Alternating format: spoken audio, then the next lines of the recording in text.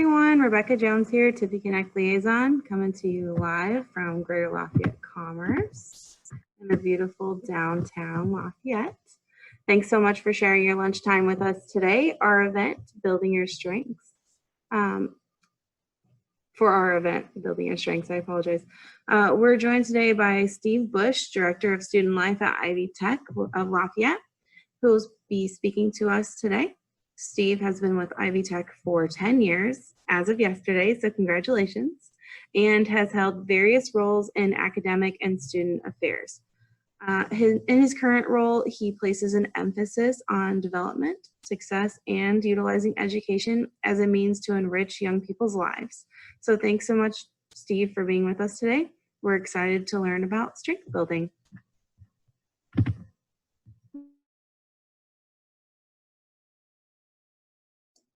I'm gonna start talking without unmuting. Welcome to my first Zoom call. No, just kidding. Hi, welcome everybody. Thank you for spending your lunchtime with me. My name is Steve Bush, as Rebecca said. I'm happy that you guys are here to talk to me today and to explore exactly what makes you great. We're going to be looking at the things and the attributes that you guys as professionals do naturally that have made you successful up until right now, this point in your life, in your current jobs and lives. This presentation is going to be a little bit interactive. I have adapted it from my live workshops to a virtual setting now and have been doing so for the past spring, because this is a tool that I find very valuable for all of my students to engage in, as well as professionals, as well as family members. My wife has taken this and it's helped us just look at ways we approach problems as a family unit. So yeah, this is something that I've been working with now, Clifton Strengths and Gallup, for the past 7 years.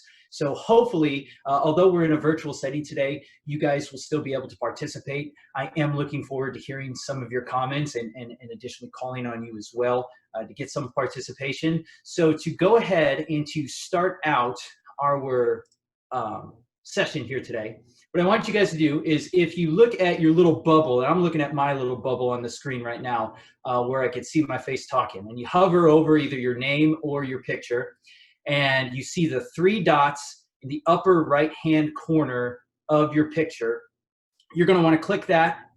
I want you to rename yourself, and what I want you to rename yourself with is, I want you to type in your number 1 strength per your insight report. So I'm going to go ahead and do mine right here. And I'm going to put focus right there. And in fact, let me rephrase that. Put your first name and then your number 1 strength. Because I have not met all of you yet, and I do not know you all by name. So you'll see mine come up here. It will say Steve, focus. So just slowly start renaming yourselves.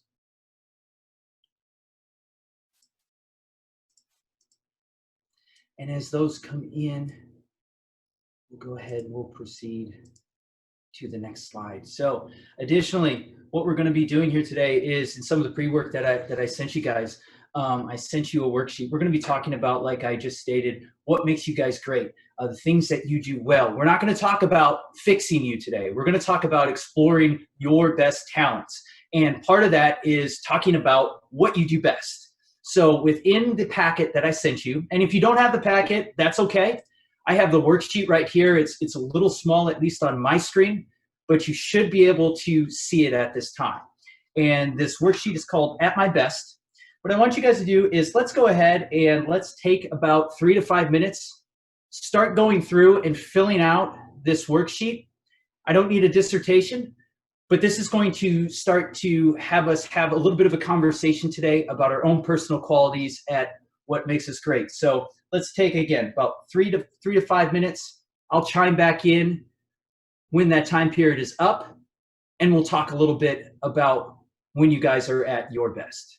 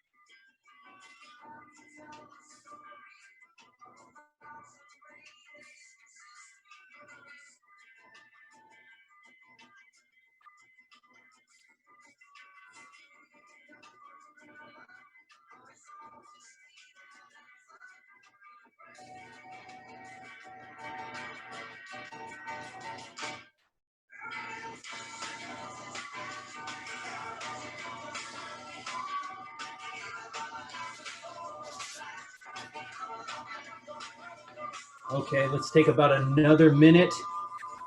Wrap up some of your thoughts.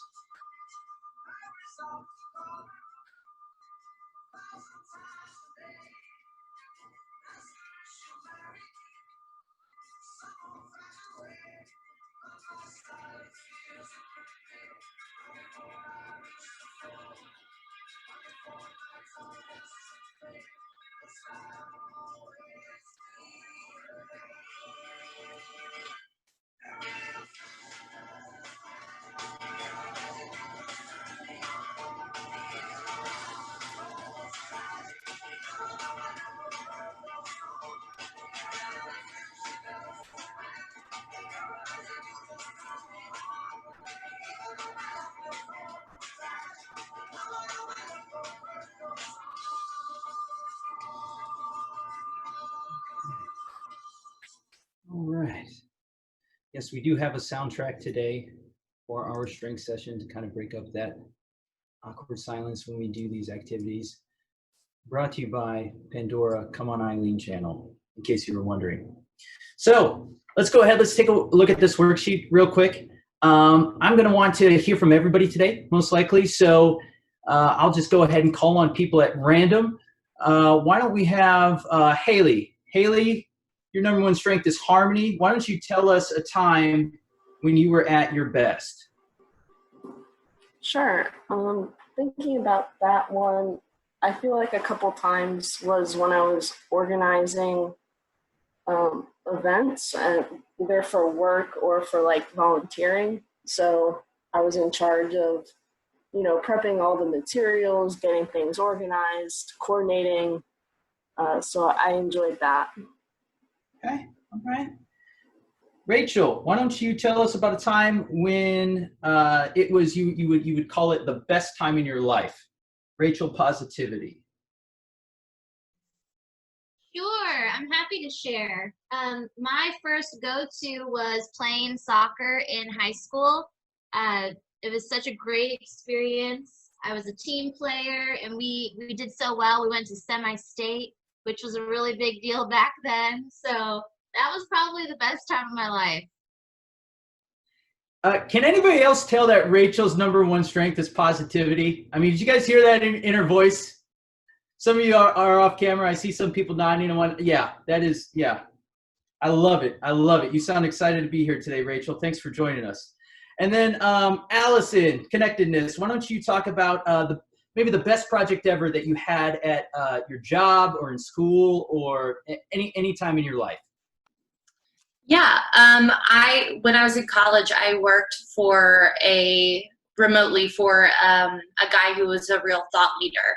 And so working on that project, I just project managed, but listening to all the huge ideas and the big tasks and undergoings that they were going through was probably the coolest project that I worked on. And I felt super connected to that as well. Okay. All right, what I want you guys to think about, you three in particular, but as you went through this sheet, okay, think about this top theme to start with, okay? And I'll use Allison as our example here. So Allison just named her one of the best projects that she's ever worked on in her life, in her professional career.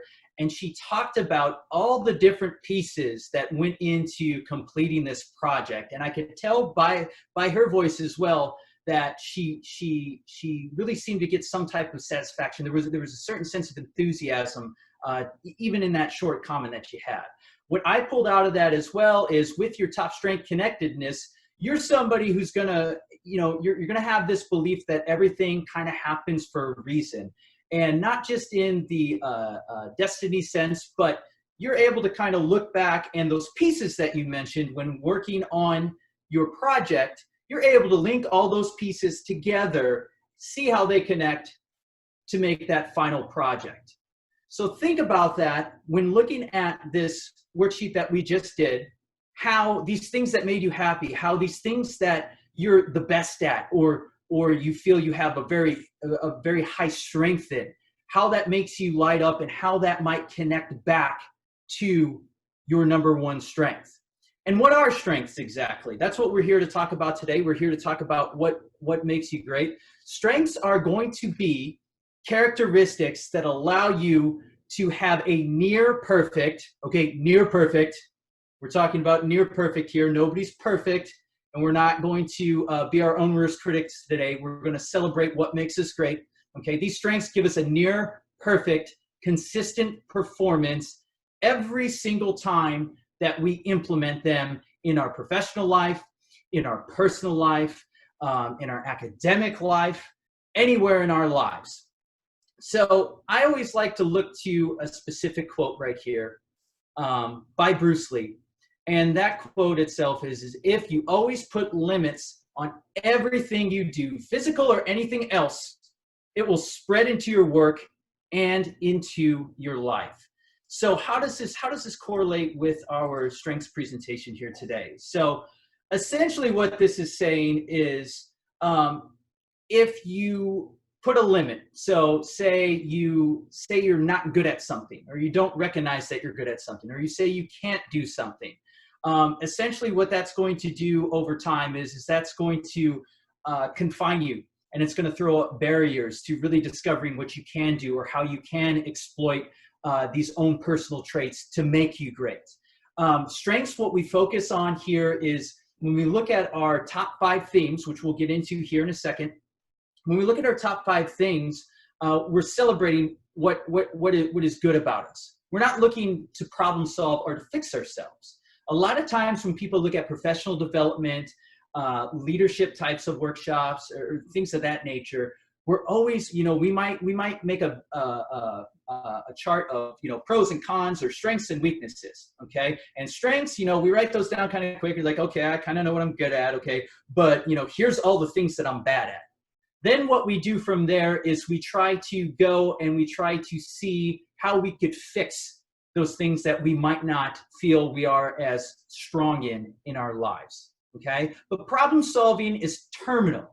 Once you go ahead and you identify those things that you might not be that great at, because we're not all good at everything. Once you identify those things and maybe you fill in some of the deficiencies, that process is over. Problem solving is terminal. Linear math problems, they are terminal. 1 + 1 = 2. That's it. Whereas if we look at our top 5 themes that you guys should have received in your insight report, the possibilities are endless in how you could go ahead and you can exploit those different types of strengths to continue to make yourself better, to improve as a professional, to improve as a person, to improve as a friend, so on and so forth. So what you received those top 5 strengths in your insight report. And strengths are actually broken down into 34 different characteristics. Now, the top 5 that you received, it's an important note to know that when we look at those top 5, those aren't the 5 things that we do best necessarily, okay? So not to contradict everything that I just said, I want to make this clear. Those aren't necessarily the things that we do the best all the time. Those are the characteristics and the categories that we reside in the most. So maybe if you looked at your complete list of 34, which Gallup will charge you a nice, I believe, $20 fee to get the full list. We only do the 5 here because we want you to focus on what makes you great, okay? But if you looked at that full list itself, and if you saw that maybe like harmony was number 34 for you, that doesn't mean that you're hard to get along with or you don't work well with others. Maybe your job or your personal life or your academic life, maybe it just doesn't call for you to reside in that realm a lot. So don't be focused on your number 5 and thinking, well, that's my worst one. No, that's one of the areas that you reside in the most. So those are the types of things that you want to keep in mind when you're looking at your own personal top 5. What I really enjoy about strengths too, and here are all of the themes broken down into their 4 categories as well. And what I really enjoy about strengths is in order for somebody to go ahead and to compare themselves to somebody else, it is almost impossible to do that when you take the strengths assessment, okay? So your report is one of 278,000. And what I mean by that is your top 5 are so unique to you that you are 1 in 278,000 people that has that top 5. Now, if you were to take it a step further and even look into having the same top 5 as another person in the same order, you're still in 1 in about 500,000. And your report is probably going to read different. So these insight reports are very particular to you. What these strengths do as well is they're also broken down into 4 different categories that you see here: executing, influencing, relationship building, and strategic thinking. And before I go ahead and move on with the different quadrants that we have explained there, Rebecca, do we have any questions in the chat at this time from anybody? No, we do not. Okay, perfect. If you do have any questions as we move along throughout the presentation here this afternoon, please feel free to go ahead and to enter the chat. We will be stopping along the way to make sure that we get those picked up and that they do not get skipped. So out of the 34 themes, we further break those 34 themes down into 4 different quadrants. Everybody is going to have a different type of distribution when it comes to what quadrant they reside in the most, okay? None of these quadrants are better than one another. They are all pretty much neutral when compared to one another. Strengths are never good or bad. So, you know, influencing themes may not be better than relationship themes, and relationship themes aren't superior to strategic thinking themes. All 4 of these quadrants are going to be neutral to each other. When we look at these strengths too, again, going along with the theme that I just set with building on our strengths and not problem solving, is we always want to have a positive view, or what I call a balcony view of our strengths. And we never want to have a basement view of our strengths. What do I mean by that? So if you take a look, let's say we'll pick woo under the influencing quadrant. So people with influencing type themes or many type of influencing themes, what they're able to do is they could actually motivate individuals to act through their own persuasion and extroverted methods, okay? They're great motivators in that respect. So if you look at woo, a great balcony view of that type of strength would be this person who has woo is a fantastic motivator. This person can really influence people to donate to a charity. They could really influence people to rally around an important cause, okay?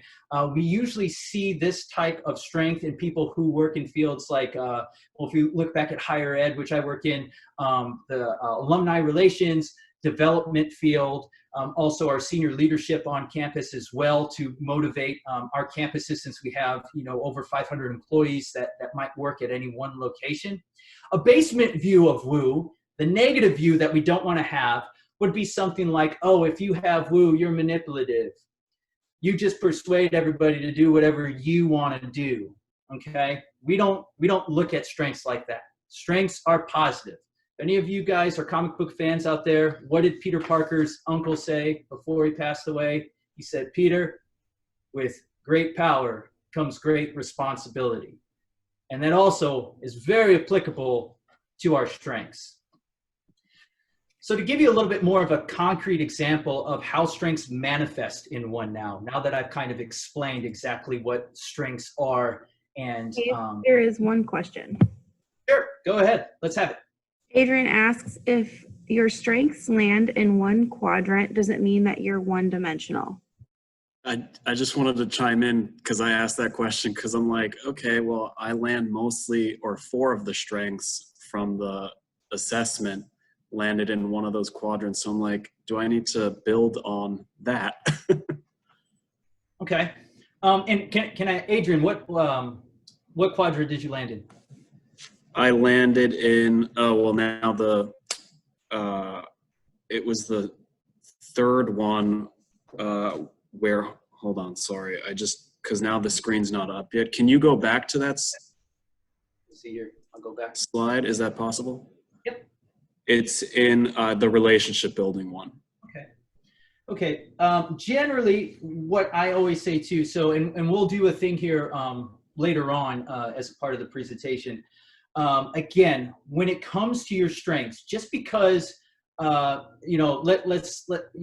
let's assume that you don't have, for the sake of argument, you don't have anything outside of relationship building. You're totally in there. Again, this is just where you're going to reside most of the time. What that could mean is it could mean that your job simply calls for strong relationship building. So you're constantly implementing strengths out of that particular quadrant, and maybe at that particular workplace, you might not have to possess a lot of influencing themes or executing themes or strategic themes. It just means that you reside mostly in that quadrant. It definitely does not mean that you are deficient anywhere. Now, as I alluded to, we'll do a thing a little bit later as well, and I'll kind of foreshadow it here. When we talk about our strengths in other quadrants, or maybe strengths that you don't see here, for example, myself, communication isn't in my top 5. But I myself do think to a good extent that I'm able to communicate my ideas relatively well and impart information to others. So what strengths also encourages, and what Clifton and Gallup will push you to do, is if you think you have a strength, name it, claim it, and aim it. You want to own that strength, and you want to continue to foster that strength and claim it as your own. So you can see it manifest in your everyday life. So maybe, okay, if you're just in the relationship building quadrant right now, and you see a strength in one of those 4 or 3 other quadrants that you think that you possess to a certain degree, I would encourage you to name, claim, and aim that strength in the direction that you want it to go. So does that answer your question? Oh, totally. That helps a lot. I mean, 4 of them were in relationship building. 1 was in executing, but that totally resonates, because for my job, it makes a lot of sense to have those qualities in that quadrant. Yeah. Can I ask what you do? I'm in fundraising for healthcare, for a healthcare foundation. Okay, yeah. So yeah, a lot of what an individual does in a position like that, me assuming, of course, I've never worked in the field, but you have to build those strong relationships. You're going to be the glue that holds that campaign together. Then you're probably going to have very specific metrics or action items or a list of donors that you have to contact. And that's where the executing comes into play as well. You have these action items that, maybe your hospital, your boss expects you to go ahead and to complete. So that's where you could kind of start to see how the quadrants start to intermingle, why they're neutrally set together, and how that might meld with your position. Totally. Thank you very much. Sure. So looking at this next slide, what we have here is another real life example, and that was actually, Adrian, I appreciate the question, because that actually gives me a concrete example from this group, and not just a canned example per se that I'd like to use when I have this presentation. So the individual that you see on the screen right now, this is Carrie, and Carrie, at one time, she was a freshman at UCLA, and she competed in high-level gymnastics. She was actually on the women's gymnastics team. And she had an assignment in one of her freshman writing classes where she had to do a research paper about 35 to 40 pages long. She had to have a thesis that she had to test. And she had to use some type of research method in order to find whether her thesis statement was proven to be true or proven to be false. And what Carrie actually used was, she did use the Clifton Strengths method to go ahead and to do a social study on individuals. I'm not going to, for the sake of this discussion, we don't need to discuss exactly what the social study was, but she did a social study on other individuals where she had other people take the strengths assessment, much like I had you all take it here today, in order to draw a conclusion about her own thesis statement. And what Carrie did is she actually took the assessment herself, and what she found is that she found out that her #1 theme was focus. So we flash forward a little bit, and here comes the relevance. So during the 1996 Olympics, Carrie, she was actually part of the women's gymnastics team. I'm sure some of you might have seen this picture and gone, oh yeah, now I know where that's from. If not, you're going to make the rest of my hair fall out. But anyways, because I remember when this happened. She was on the 1996 Olympic team. These Olympics took place here in the United States in Atlanta, Georgia. And in front of 32,000 people inside of the Georgia Dome, it literally came down to Carrie's final vault attempt to go ahead and to win the gold medal for the women's team. And so what I would like to do is I'm going to share out a video here with you all.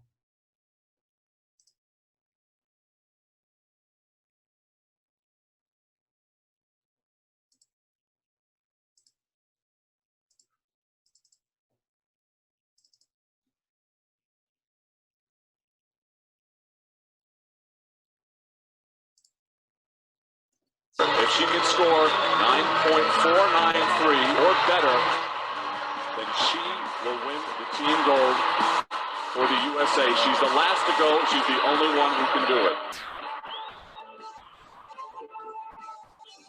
Oh! She injures her ankle on the first There he try. is hurt. She gives it a second go. Lands it on one foot. 9-7-1-2. She has done it. Carrie Strug has won the gold medal for the United States team.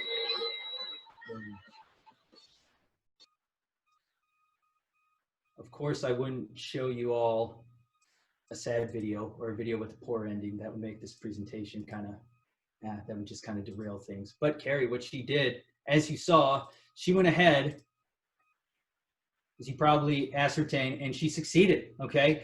If you notice in the video, what she did was it came down to her vault. She went for her first attempt, and she actually rolled her ankle really bad. I mean, this was big news. She had to be carried to the podium for the medal ceremony during these Olympics when when the team was being presented their medals. She actually landed that second vault with 1 foot, if you noticed in the video, and she scored a 9.712 in order to bring home the medal for the women's gymnastics. So what relevance does this have? So I mentioned to you that Carrie's number one was focus, okay? And we could relate to a certain extent. Most people can relate to athletics very much so, as far as how strengths might be able to manifest, okay, in their everyday lives, outside of the wonderful example that we were able to draw from Adrian as well. So she's in front of 32,000 people, and she's getting ready to do this crazy jump flippity flip that I couldn't even imagine doing, okay, in front of all these people without screwing up, okay? You have to have a very, very highly developed sense of focus and reside in that area in your life constantly to be able to perform under that pressure. Additionally, if we take this focus that Carrie utilizes so effectively on a regular basis, what you also may not know is going back to that paper that she was writing, she actually completed that 35 to 40 page paper early while she was on Olympic tour.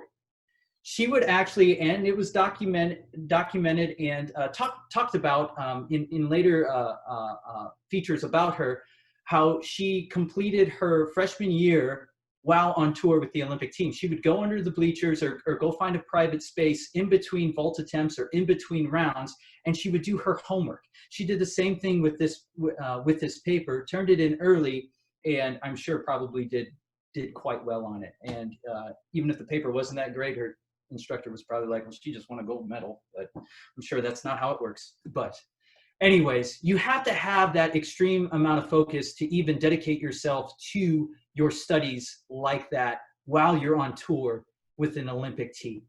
So this is just another example of how your strengths can be harnessed to continue to build upon the things you do well. So looking at how we could actually build our strengths a little bit more, okay? What I want to do real quick before we go into this slide is within your packets, you should have received this sheet of paper that says your signature.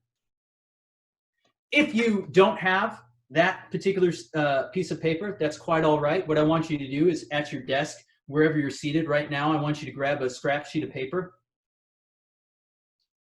And with your dominant hand, if you're right-handed like me, I want you to sign your name 3 times.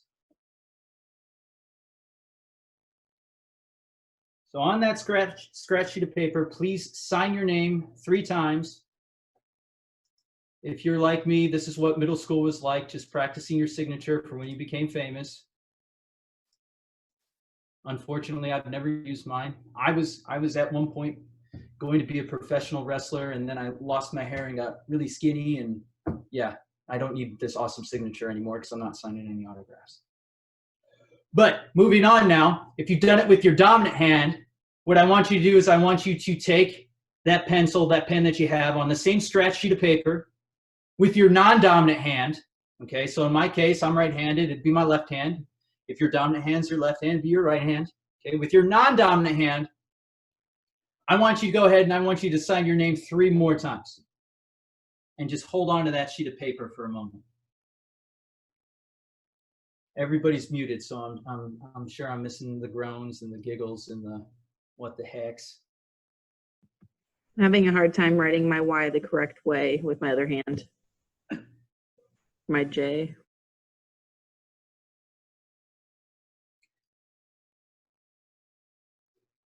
So we'll come back to that sheet here in just a second. So hold on to that. But what strengths are going to be composed of is they're composed of 3 main things, okay? Strengths are going to be composed of skills. They're going to be composed of knowledge.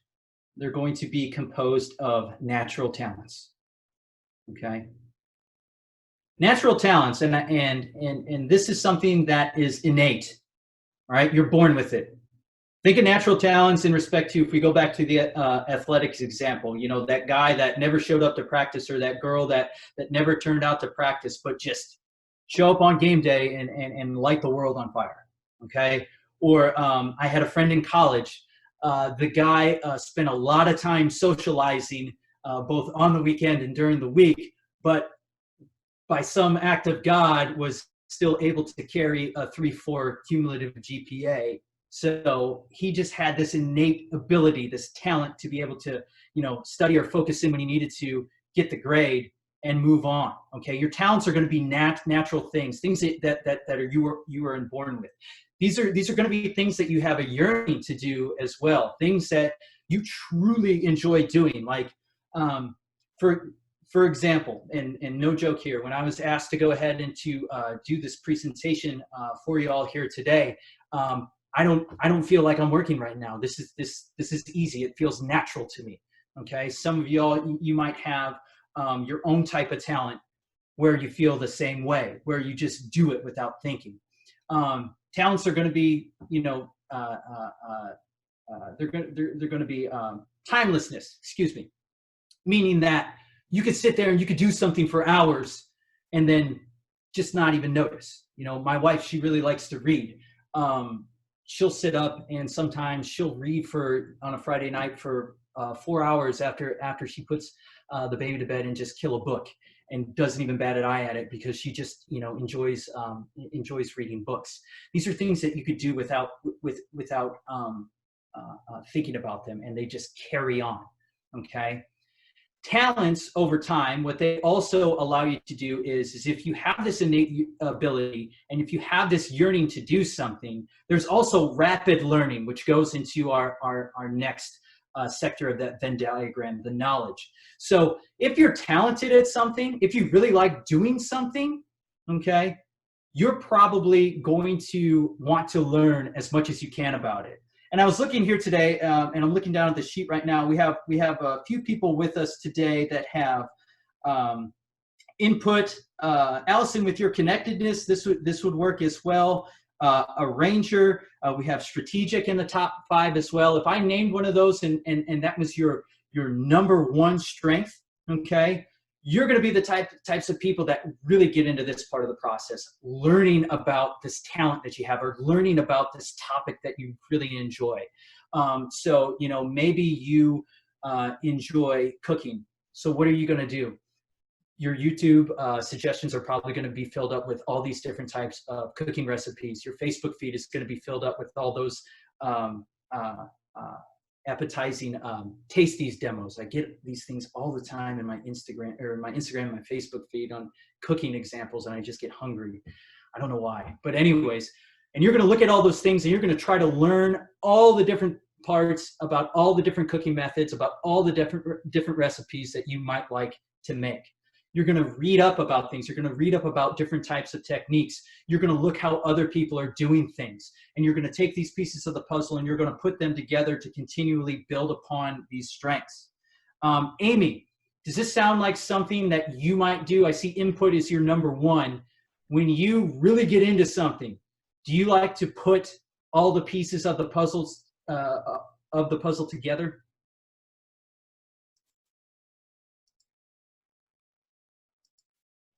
Using, okay. Looks like we might have lost Amy. Let's go back to Allison. Allison, we'll pick on you again since I see you in here. Do you what about that process, putting everything back together, do you enjoy? Because you mentioned it earlier. Yeah, 100%. And cooking was like the perfect example for me. So I love cooking, and I'll read like 3 or 4 recipes if I'm trying to make something, and then I just make it myself and go for it. And then if somebody asks for a recipe, it's like, well, I can retrace my steps, but I have nothing for you, you know, substantial. The same thing kind of goes for, you know, in my job, and people will ask, well, how did you get there? And I'm like, I can't exactly trace it, but just put all these pieces together, and it seemed like the right thing to do. Mm-hmm. Mm-hmm. Miss Jackie, I see that input's actually your number 2. Do you want to speak to that a little bit more as well? Yeah, I guess mine kind of deals a lot with my job as well. I'm in finance, and so a lot of what I do is take a lot of different pieces of a puzzle and kind of bring it all together to be able to come out with projections and that type of thing for our company. So working with numbers and trying to gain a lot of those pieces is something I do kind of on a daily basis.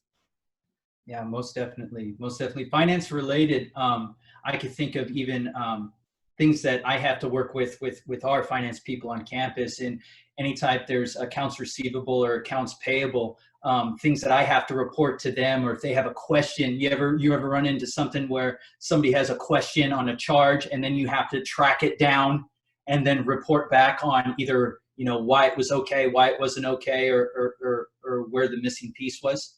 Yes, yeah, that actually happens a lot. Or if I'm having to track something down because I see a charge come through and have to track it down, find out where, when, and who, and all of that. Yes, yes, very much so.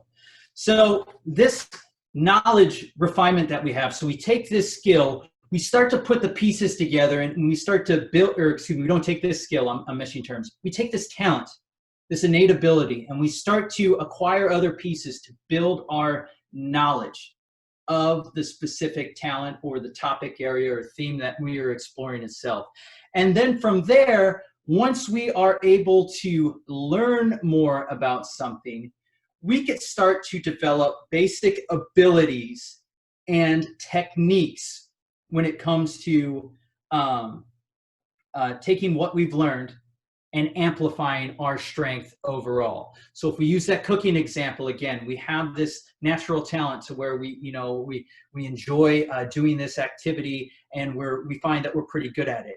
As we start to read up more about different types of cooking ideas and seeing other types of recipes, we're also able to develop these abilities, these skills, and these techniques to, you know, maybe serve other people, to cook dinners, so on and so forth. Looking back now at our handwriting activity itself, Hillary, I want to ask you a question. How did writing your your signature with your dominant hand go? It was pretty routine. Just same old, same old. Okay, all right. Now, when you had to do it with your non-dominant hand, how did that go? It was very difficult. I kind of struggled to go in the correct direction with my hand. It's a lot less steady in general, so there's just a lot more shakiness in the signature as well. Okay. Now, I'm going to assume that you have you pretty much you have the innate ability to go ahead to use your hand to wield a writing device, a pencil or something. You're able to have that motor function, yes? Yes. Okay, and then over time, what happened? You went to school and you learned how to write, correct? Correct. Okay, and with that came practice. Do you think if you practiced over time that you could actually be able to sign your signature with at least some, clarity with your non-dominant hand? Absolutely. I think it would take a lot of practice though. Okay. That's what we're building to here. And Adrian, to go back to your question earlier about, what if I just reside in this realm? We could go ahead and strengths that we don't already have in our top 5, themes that we don't reside in regularly, we can begin to reside in them more regularly if we put in that practice, if our job calls for it, things like that. So this is how strengths are built, how they're cultivated over time, and how you could go ahead and continue to foster these things to make them better in all those different facets in your life that we talked about. Rachel, do we have any questions in the chat box right now?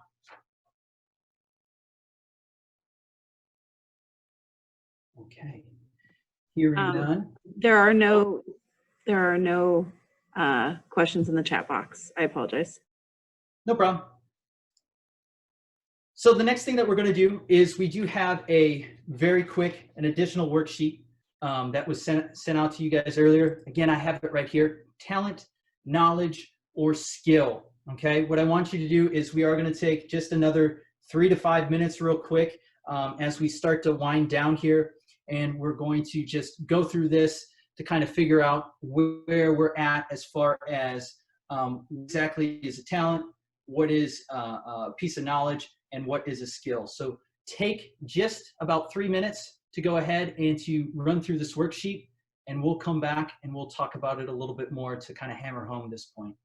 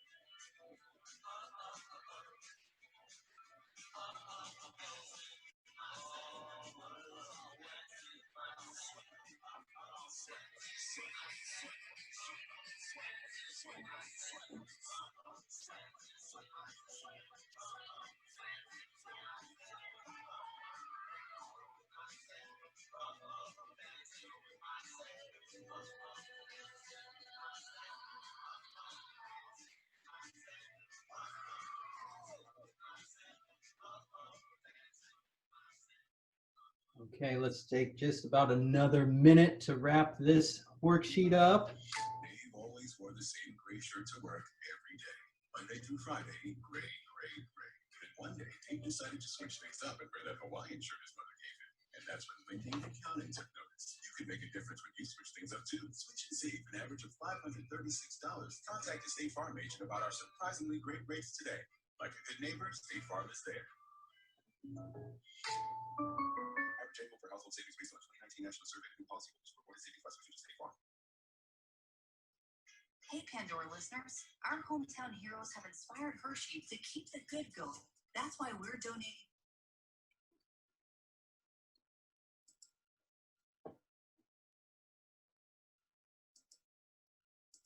Okay, let's go ahead and bring it back. So you were presented with 6 different scenarios, okay? Pretty cut and dry, but this just kind of hammers home again the difference between talent, knowledge, and skill. Again, these are 3 parts that we're able to cultivate individually to build our strengths. So why don't we start with Fiona? Why don't you do number 1 for us? Did you think that an innate desire to outperform the competition, did you mark that as a talent, a piece of knowledge, or a skill? I mark that as a talent since it's something innate. Perfect. Perfect. Couldn't have said it any better. Yes, the innate desire, innate was the operative term in that particular example. So remember, these are going to be things, the talents are going to be things that you were born with, that you naturally light up. You know, when you hear something about it, that is going to be something that most likely you are talented in. Evan, number 2, a familiarity with the basic rules of the game. Did you mark this as talent, knowledge, or skill? I had that as knowledge, actually. Okay, perfect. Why did you select that? Because you don't really need, I wouldn't say you need talent or skill to at least know the rules of the game. So that's why it kind of led me to pick knowledge on that one. Perfect. Yes. Yes. The rules of the game, they're going to be something that you learn over time. Okay. Number 3, why don't we do Morgan? Morgan, the ability to dribble the basketball. Did you mark that as talent, knowledge, or skill? I said it's a skill, probably because it's something that can be developed. Okay, yeah, perfect. Operative term there was going to be ability. It is something that we're able to develop over time. We might have, again, we've got those motor skills to go ahead and to be able to actually play the game. We learn about the game. As we learn about the game, we have to dribble while we have the basketball as well. We're able to develop that skill itself. Hillary, number 4, knowing the basic plays the team uses during the game. Did you mark this as a talent, knowledge, or skill? Marked this as a knowledge. Okay. And what made you do that? The plays are like something that you can learn and understand kind of the reasoning for the plays without actually necessarily having the skills to execute them. Perfect. Perfect. Bree, number 5, the aptitude of rebounding the basketball. Did you mark that as a talent, knowledge, or skill?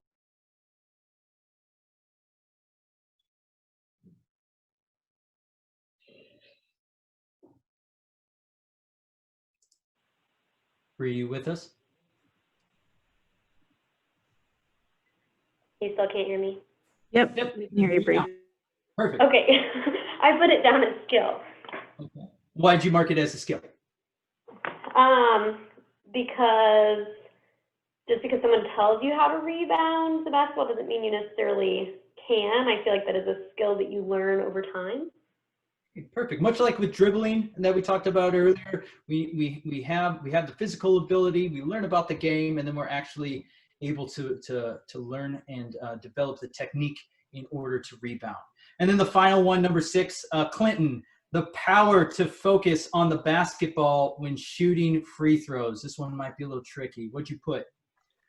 For that one, I actually put that it is a talent because the focus is going to be something more innate that you have, and then the free throw part and stuff, that's going to be your skill, but that power to focus is your innate ability. Perfect. Absolutely perfect. You guys all 6 for 6. Fantastic. So we've developed that right there. And now we have a firm understanding, hopefully, of the difference between talent, knowledge, and skill as it pertains to strength, and how these things intermingle together so we could actually start to build our strengths and maximize the things that we do absolutely well. So hopefully you all have your top 5 in front of you and have gone ahead and reviewed your insight report. What I do encourage is past today, if you haven't had time to go ahead and actually look into your insight report, truly go ahead and give it a read after our session here today, because like I said earlier, these reports are totally unique to you. And what they're going to do is they're going to offer you a great way, at least I found it to be a great way to self-reflect and to understand how I function. What this does is it not only shows us exactly what makes us great and how we could go ahead and strengthen the things that we do well already, but what it's also going to do is it's also going to show you how you function within a team.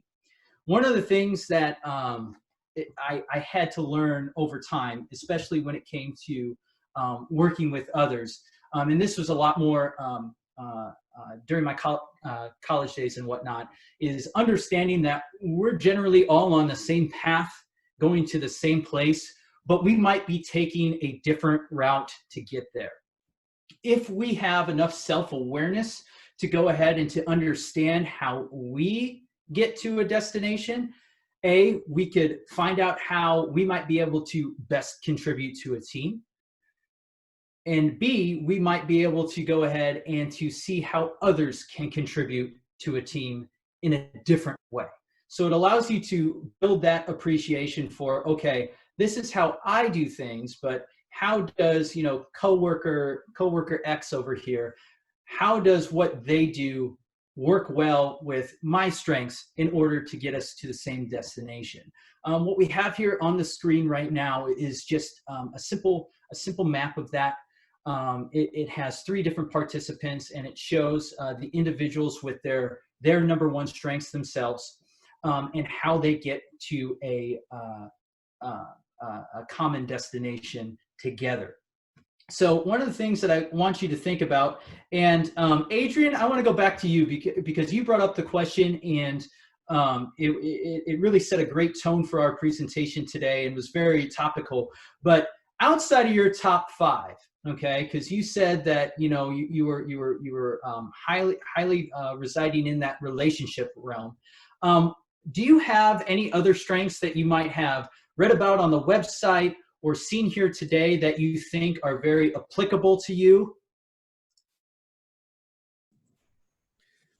Yeah, so the restorative strength landed in a different quadrant, and I think there were, and I forget the words that fell, or the other strengths that fell into that quadrant, but I remember seeing some that resonated with me.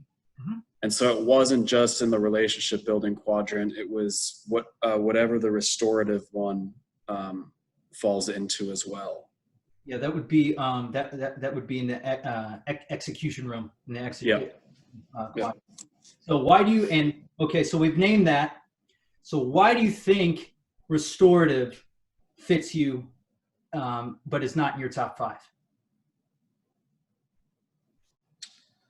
Because I think that when I look at it, when I look at the strength as what I'm dealing with in my workplace, in my job, I think that it's not just the relationship building part that I need or that I think I'm good at, because you also have to get to the end result of executing whatever your objective is in the first part of it.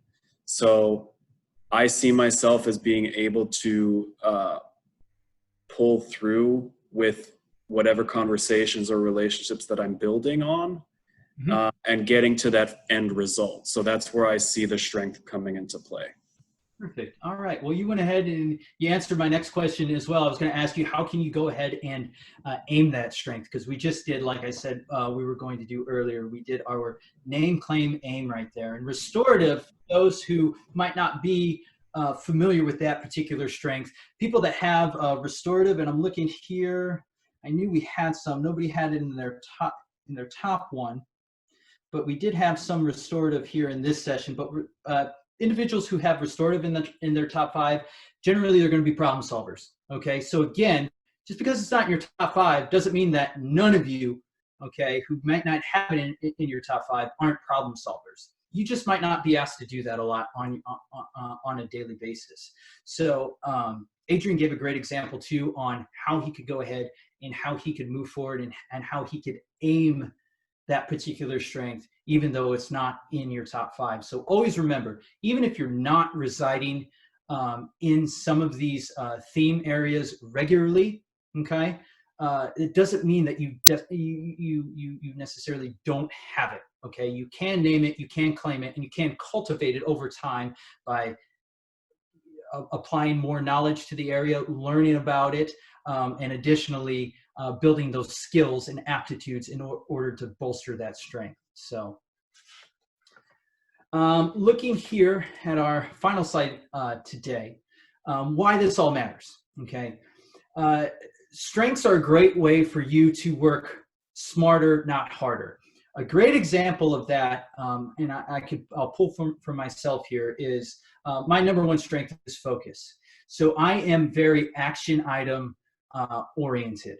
You're going to get the best work out of me if you give me a time, a date, a place, and an objective to go ahead and to complete. So I know that if I have those things, I'm going to give you the best work. It's also going to allow me to organize my time properly and basically give me kind of a stress-free work environment. So it allows me to utilize that strength to make sure that I'm efficient in my job, I'm happy in my job, and I'm using that strength to bolster whatever project that I'm doing. I'm going to accomplish more that way as well. If you utilize your strengths, again, these are going to be things that are naturally occurring in us. So it's going to be really easy for us to go ahead and to complete our work. I know when I encounter certain types of tasks in my job, I could tell you that there are things that I like and I don't like. For the things that I don't like, how do I use my strengths to get by those? Well, I just told you I have to prioritize, have clear objectives for me, and have basically like a very clear rubric on how I'm going to complete my tasks. I'm very goal oriented.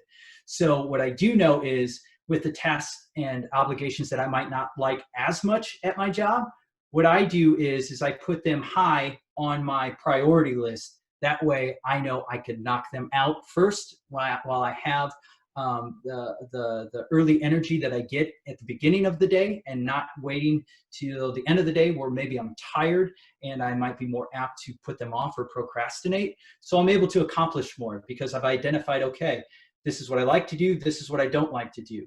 My focus strength tells me that I need to schedule things out and have goals. How am I going to make sure that all of these goals between the things that I don't like to do and I like to do get finished?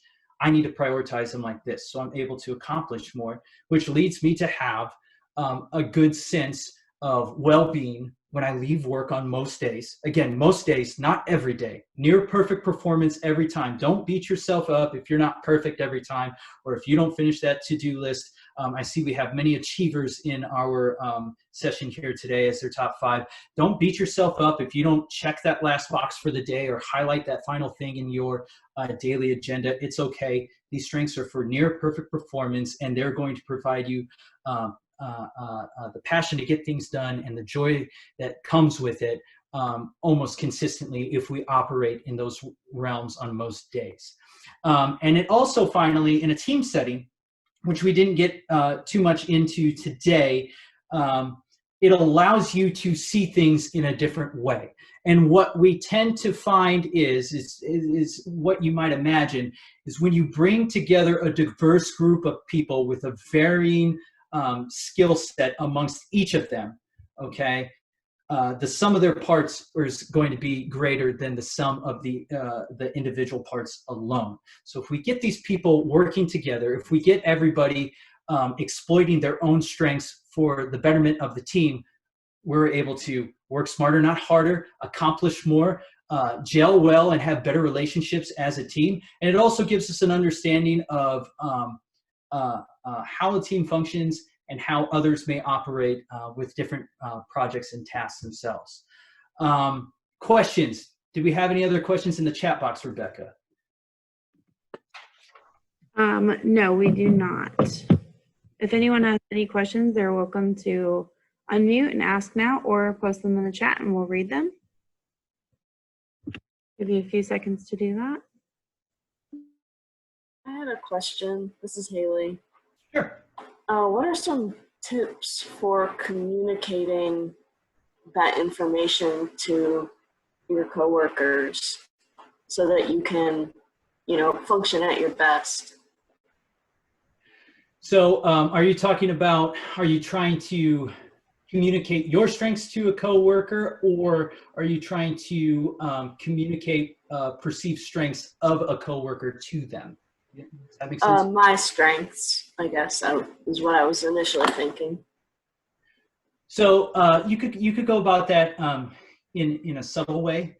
I know that within my office, what I try to do with the people I work with when we start to work on a project together is I always like to at least open up with, is there a part of this project that somebody would like to work on? Because generally what that does is if you volunteer for something, what you're doing is you're telling somebody that you would like to do this part of the project, which probably means that you enjoy that facet. So let me be a little bit more specific here with that.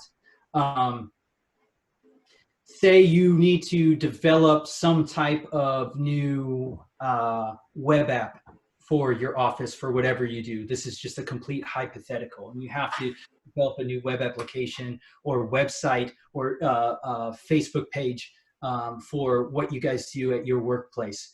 What you might want to go ahead and do is volunteering for that and telling people that if, say, your number one strength is input or strategic or analytical or maybe learner, you might show people that you're really passionate or you have that strength itself by saying, I'm willing to do all the research for this particular project to find out what has worked best. What are the best practices of building a web page? What are the best practices of doing a social media page to advertise for our workplace? Does that make sense?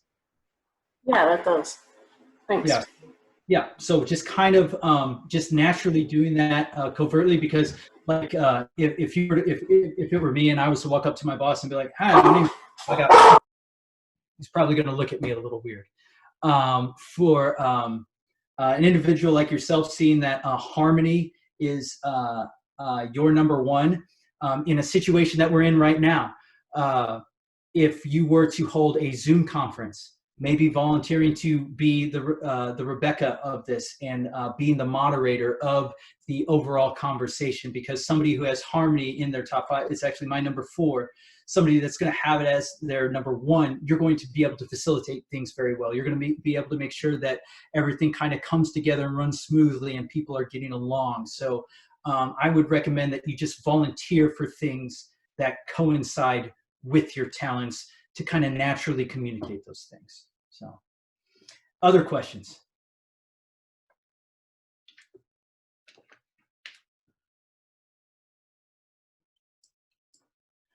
I do individual strength coaching as well, along with team building. So if you as an individual actually want to get in your top 5 and dive into your own strengths and to really see how those things intermingle, okay? So it would be a one-on-one session to where we would take a look and see how your strengths intermingle with each other and how you can actually apply those to your own life, to your professional career, so on and so forth. I do coaching sessions like that. So you could go ahead and contact me at the email or at the phone number there. That's my personal line. So go ahead and feel free to text and just identify yourself. That'd be fine too. Additionally, if you think that this might be useful to a team setting, I'd be more than happy to come into your workplace or do a virtual session as well for y'all, like I did here today, to talk about your strengths. Maybe make it more about the team itself at the workplace, as opposed to this individual self-reflection that we did here with Tippy Connect here today. So other than that, if there's no other questions, I really like to thank you all for participating here today and attending. I appreciate you having me here over your lunch hour, and get in contact if you do have any questions or need any assistance. Thank you so much, Steve, for helping us traverse this topic and learn how to understand and build our strengths. Hopefully we can all master how to name, claim, and aim those strengths. So just a few reminders for Tippy Connect. Our Move Better event with Lucas Woody of Human Movement has been moved to August 18th at noon and will be virtual. Lucas is on a mission to help people of all ages learn how to move better so they can hurt less and perform more in their daily lives. And as well, Tippy Connect's Top 10 Under 40 applications close this Friday. So if you know a young professional living or working in the greater Lafayette area deserving of this award, don't hesitate to nominate them or to encourage them to apply. If you are a deserving young professional, nominate or apply yourself. This is 2020 and we support self-growth. Links for these forms and registration for our next webinar will be in our follow-up email from today. Thank you all for joining us. If you'd like to rewatch this webinar, visit our website at tippyconnect.com and click events. Continue to stay safe, go lead confidently, and have a fantastic Tuesday. Thanks again.